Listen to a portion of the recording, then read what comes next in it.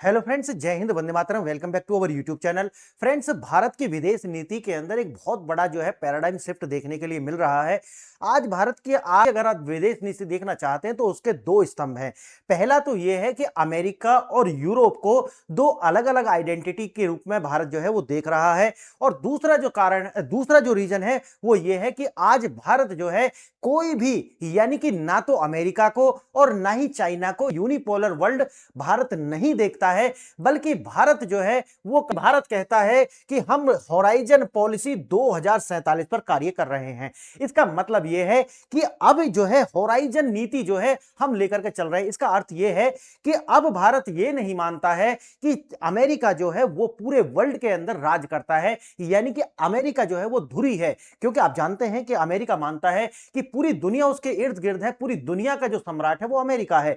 लेकिन दूसरी ओर अगर आप देखते हैं तो चाइना जो है वो ये मानता है कि अमेरिका को रिप्लेस करने के बाद में चाइना जो है विश्व का एक धुरी बन जाएगा। लेकिन भारत बिल्कुल अलग समझ रखता है। भारत कहता है कि ना तो अमेरिका महाशक्ति रहा है और ना आने वाले समय में चाइना एक महाशक्ति बनेगा, बल्कि अब क्या है, एक नई जो महाशक्ति है, एक नए साम्राज्य का जो उदय है वो हो रहा है, और वो है भारत। अब भारत ऐसा क्यों कह रहा है? अगर आप गूगल करके देखेंगे तो आपको सीधा मिलेगा कि 2050 तक भारत की जो अपनी जीडीपी है उसकी लगभग 50 ट्रिलियन यानी कि 50 ट्रिलियन डॉलर होने की संभावना है। पॉसिबिलिटी वर्ड लिखा हुआ मिलेगा। देखिए, भारत के अंदर इस तरीका का पोटेंशियल है, और भारत के पास में अगर इसी तरीका से हम चलते हैं तो ये तरीका की पॉसिबिलिटी भी बनती है। अगर दुनिया में सब कुछ इस तरीका से नॉर्मल रहता है, कोई बहुत बड़ी कैलेमिटी नहीं आती, बहुत बड़ा संकट नहीं आ जाता, तो भारत ये अचीव करने में कामयाब होने वाला है। भारत ऐसा क्यों कहता है?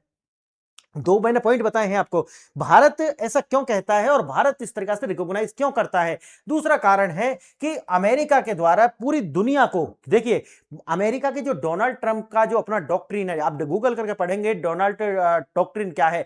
डोनाल्ड डॉक्ट्रिन कहती है कि देखिए, पूरी दुनिया जो है वो हमारा बैकयार्ड है। इसका मतलब यह है कि अगर ये कहते हैं डोनाल्ड ट्रंप, तो इसका मतलब यह है कि वो किसी भी देश को सॉवरेन नहीं मानते हैं, यानी कि एक तरीका से आधिपत्य की जो नीति है वो लेकर के अमेरिका चल रहा है। तो इससे असहज हो जाते हैं पूरा वर्ल्ड, यानी कि खासकर जो वेस्टर्न कंट्री हैं वो इससे असहज हो जाते हैं, और ग्रीनलैंड वाला जो मुद्दा है उसको लेकर के भी ये देश असहज हो जाते हैं। इसीलिए भारत जो है अब यूरोप और अमेरिका को दो अलग आइडेंटिटी के रूप में देखता है।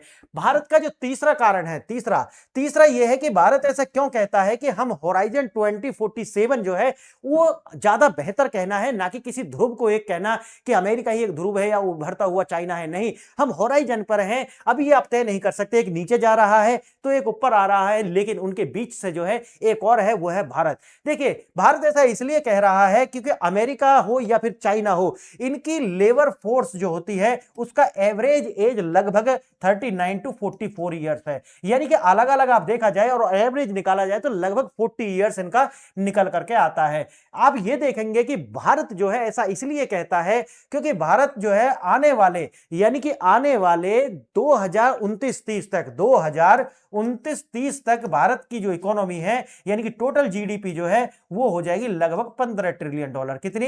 15 ट्रिलियन डॉलर। भारत ऐसा इसलिए भी कहता है कि आने वाले क्योंकि इनकी जो एवरेज एज होने वाली है वो लगभग होगी कितनी?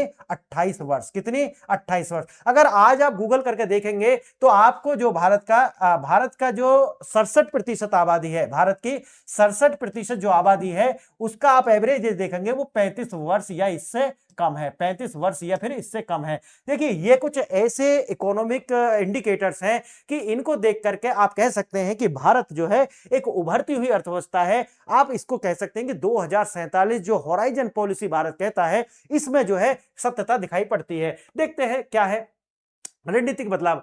कलेक्टिव वेस्ट जो है अब भारत ने इसको मानना बंद कर दिया है। भारत क्या कहता है? अमेरिका अलग है और वेस्ट अलग है। इसीलिए आपने देखा होगा कि अमेरिका जो है उसके द्वारा अलग तरीका की जो एफटीए है उस पर बात चल रही है, अभी वो हुआ नहीं क्लियर, लेकिन यूरोपियन यूनियन के जो कंट्री हैं उनके साथ हमारा ये सारा कार्य हो जाता है। देखिए, ये जो विलगाव है यूरोप का जो है अमेरिका से, जब अपना बड़ा भाई मानते थे, लेकिन आज जो है यूरोप कहता है कि हमारी अलग आइडेंटिटी, कारण डोनाल्ड डॉक्ट्रिन, यानी कि डोनाल्ड डॉक्ट्रिन की कि जो ये आइडेंटिटी क्राइसिस जो इन यूरोप के कंट्रीज को हुआ है कि हमको अमेरिका का बैकयार्ड ना समझा जाए, बल्कि हमारी एक अलग आइडेंटिटी है, ये दर्शाता है कि भारत ने इसको रिकॉग्नाइज करना स्टार्ट कर दिया है। आइए और देखते हैं।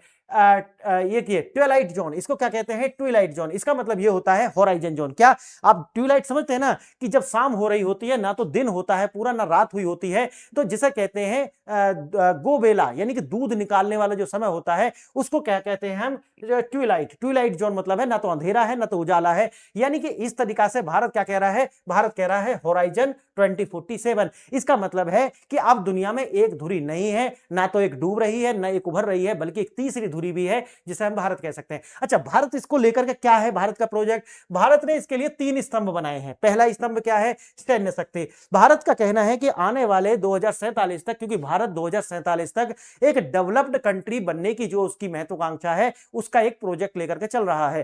देखिए, भारत कहता है कि 2047 तक भारत की जो सेना है वो पूरी तरीका से आत्मनिर्भर होगी। इसका मतलब है कि हमारा जो इंपोर्ट्स हैं वो किसी और देश पर निर्भर नहीं होने वाले हैं, बल्कि भारत जो है 5.5 हो या 6th जनरेशन के फाइटर जेट्स वगैरह हो या फिर मिसाइल्स वगैरह हो, उनका उत्पादन अपने ही देश में करने वाला है पूर्ण तरीका से, यानी 100%।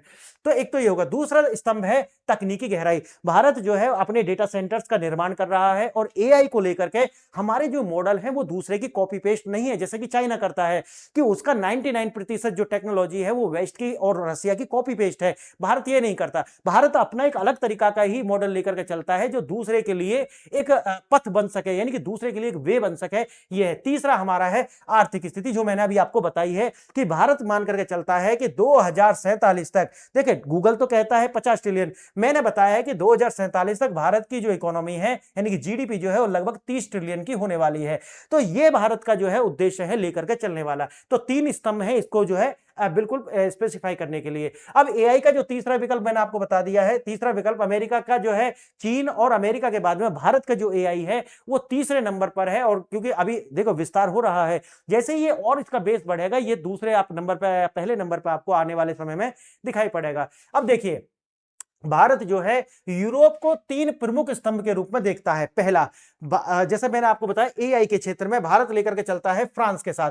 फ्रांस के साथ में राफेल हो, रक्षा सहयोग हो और तकनीकी, इसको जो है फ्रांस देखेगा। उसके बाद आता है यूरोप के साथ एफटीए, यानी कि दूसरा, यानी कि तीसरा वाला जो आर्थिक स्थिति। भारत ने यूरोप के साथ में ईयू यानी कि एफटीए ट्रेड किया गया है। एफटीए यानी कि फ्री ट्रेड एग्रीमेंट। इसके द्वारा भारत जो है चाहता है कि उनका जो पूरा बाजार है भारत के लिए खुले और भारत का बाजार है यूरोप के लिए खुले। इसका मतलब है कि भारत और इन दोनों को अगर आप मिला लिया जाए तो आपको लगभग आपको दिखेगा कि ये 31 ट्रिलियन की जो इकोनॉमी है ये साथ आ जाएंगी, भारत और यूरोपियन यूनियन के सारे कंट्री मिला करके। तो आप सोचिए कि ये सब साथ आएंगे तो इतनी बड़ी जो अर्थव्यवस्था है, उससे हमारा तीसरा वाला जो पॉइंट है, यानी कि तीसरा जो स्तंभ है, ये आपको साकार होता दिखाई पड़ेगा। और एक आता है यूरोप यानी ग्लोबल साउथ के लिए कस्टमर मॉडल, यानी कि एक तरीका से आपने देखा होगा जब एआई इंपैक्ट समिट हुआ था तो वहां पर ग्लोबल साउथ की बात हुई थी। इसका मतलब है कि गहराई यानी कि तकनीकी गहराई को लेकर के हम जो है, और हमारे जो आप जानते होंगे कि जो प्रोडक्शन करेंगे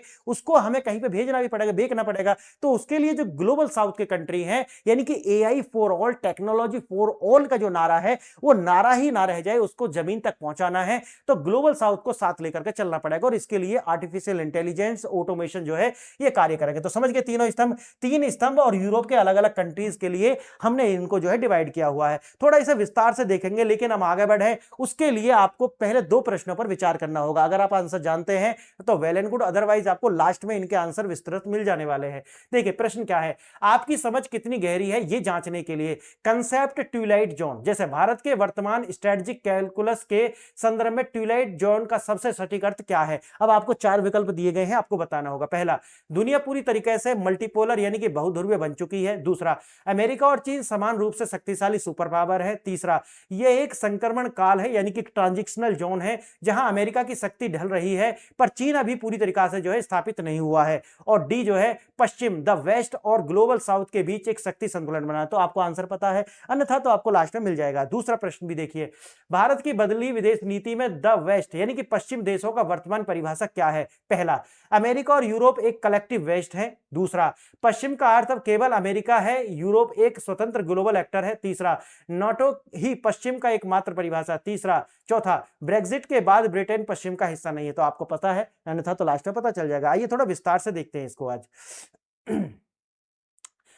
आखिर यूरोप ही क्यों, भारत के द्वारा यूरोप को क्यों चुना गया? मैंने देखा तीन हमारे गोल हैं और तीनों के लिए हमने तीन पार्टनर्स जो हैं तीन स्तंभ के रूप में देखे गए। पहला, हमने यूरोप को इसलिए लिया कि अक्सर अमेरिका की जो विदेश नीति में अमेरिका, चीन और रूस या पाकिस्तान पर ये भारत का जो है फोकस रहा है। लेकिन आज अगर आप देखते हैं तो आप वेस्ट को लेकर के, यानी कि खासकर जो यूरोप के कंट्री हैं उनकी और भारत की जो अपनी आवश्यकताएं हैं उनको देखते हुए हमारे जो नेचुरल अलाई हैं वो अमेरिका नहीं हो सकता, बल्कि कौन है? वेस्ट की कंट्री हैं। क्यों? कारण है कि हमारे एक्सपोर्ट्स और इंपोर्ट्स जो हैं वो एक दूसरे पर मैचअप करते हैं। देखिए, अक्सर हम विदेश नीति में अमेरिका या चीन या इन पर ही फोकस करते हैं, लेकिन स्ट्रेटेजिक कैलकुलस यानी कि रणनीतिक गणना में अगर यूरोप का महत्व दिन प्रतिदिन बढ़ रहा है, कारण है इंपोर्ट एक्सपोर्ट। देखिए, राष्ट्रपति मैक्रो भारत की यात्रा पर थे उस समय पर, तो उस समय पर ये सारे के सारे जो इवेंट थे ये सारे के सारे पर चर्चा हुई थी और इसको लेकर के भारत जो है गंभीर दिखाई पड़ता है यूरोप के साथ में।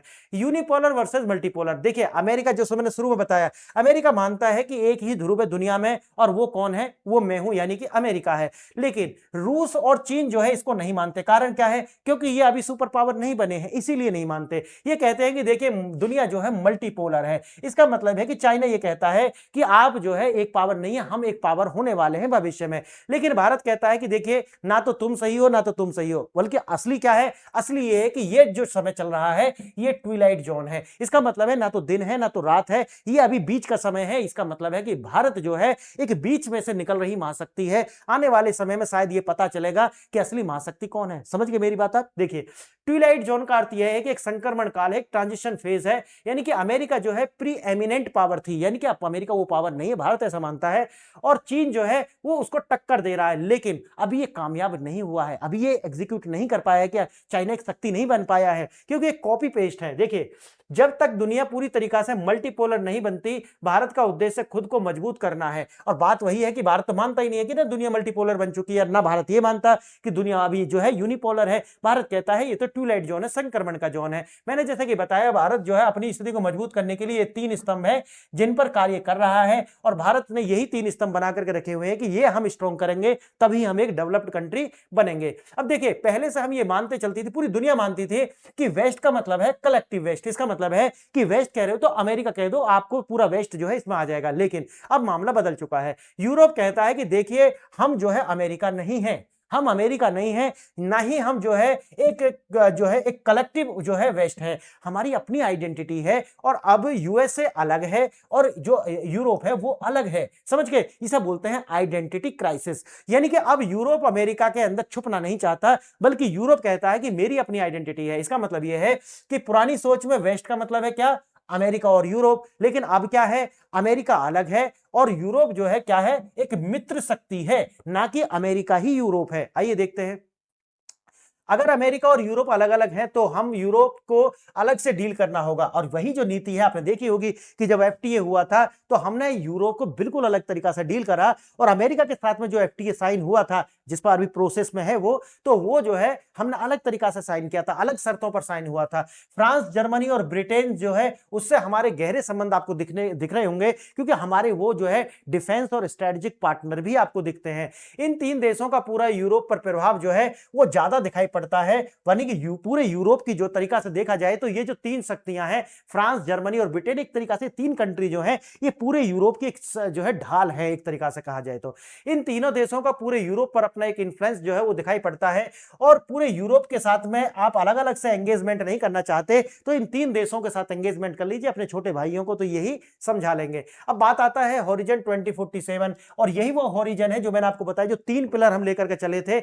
इन तीन पिलर के द्वारा 2047 तक भारत को एक डेवलप्ड कंट्री जो है बनाने का जो हमारा अपना एक कार्य कर रहे हैं भारत सरकार, और वो ये है कि 2047 का जो डॉक्यूमेंट है ये साइन किया है हमने यूरोप के साथ और खासकर ये जो 3 कंट्री हैं इनके साथ मिलकर के 2047 डॉक्यूमेंट साइन किया गया है। और ये जो है ये डिफेंस टेक्नोलॉजी और जो मैंने बताया इंडो पैसिफिक में अटूट साझेदारी को लेकर के है, यानी कि भारत को बनना है अब एक विकसित देश। आगे देखेंगे, अमेरिका जो है वहां पर कॉर्पोरेट लेड कंपनियों का वर्चस्व भारत पर केवल कस्टमर समझते हैं। उसी तरीका से चीन जो आप जानते हैं कि सरकार जो है पूरी तरीका से नियंत्रण करती है। तो ये दोनों ही जो मॉडल हैं ये आने वाले समय में आपको ध्वस्त होते हुए दिखाई पड़ने वाले हैं। भारत और फ्रांस का जो विजन है वो यही है कि हमने ना तो पहले विश्व यानी कि जो पहली महाशक्ति अमेरिका और ना ही दूसरी महाशक्ति जो बनने का ख्वाब देखता है चाइना, हम उन दोनों के साथ नहीं बल्कि अपना जो तीसरा रास्ता है वो निकालेंगे, टेक्नोलॉजी में हो, डिफेंस के अंदर हो, और इस पर साझेदारी इनको दिखती है। ना अमेरिका की दादागिरी चलेगी और ना चीन का कंट्रोल जो है वो चलेगा। इसको लेकर के ही ये सारी साझेदारी आपको दिखाई पड़ती है। टारगेट क्या है? वही है कि ग्लोबल साउथ जो है उसको लेकर के साथ चलना है, यानी कि उनके साथ में टेक्नोलॉजी हो या फिर एआई हो या एआई से संबंधित जो भी है एक मार्केट की तरीका से जो है वो यूज करना पड़ेगा ग्लोबल साउथ को। और इसके लिए आपको उनके जो लोग हैं उनको क्या करना पड़ेगा? स्किल्ड करना पड़ेगा, यानी कि उनकी जो परचेजिंग पावर है उसको बढ़ाना पड़ेगा। अगर गरीब रहेंगे तो क्या ही खरीदेंगे, सोचिए इस बात को। तो इस पर भी लगातार भारत और जो है यूरोप कार्य कर रहा है लगातार। देखिए अब अगर देखते हैं कि निष्कर्ष के रूप में रणनीतिक स्वायत्तता, जब हम स्ट्रेटेजिक ऑटोनॉमी की बात करते हैं तो यूरोप के साथ हमने इंडिपेंडेंट तरीका से कार्य किया, ग्लोबल साउथ के साथ में अलग तरीका से हमने कार्य किया।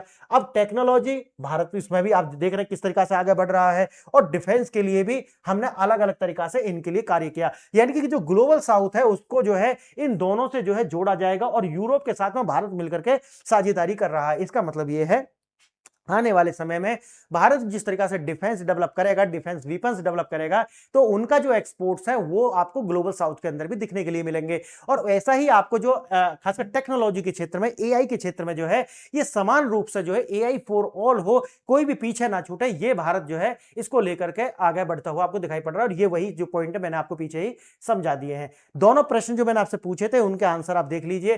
पहले प्रश्न का जो आंसर है वो है सी, यानी कि ये संक्रमण काल है, ट्विलाइटिंग जोन जो है अमेरिका के ढलने और चीन के उठने के बीच का जो समय है जहां भारत अभी जो है स्टैंड करता है। और दूसरा प्रश्न है जिसका आंसर क्या है? बी सही है, यानी कि पश्चिम का अर्थ अब केवल अमेरिका नहीं है, यानी कि यूरोप एक अलग ग्लोबल एक्टर है। कलेक्टिव वेस्ट का कंसेप्ट जो है वो कमजोर हो गया है।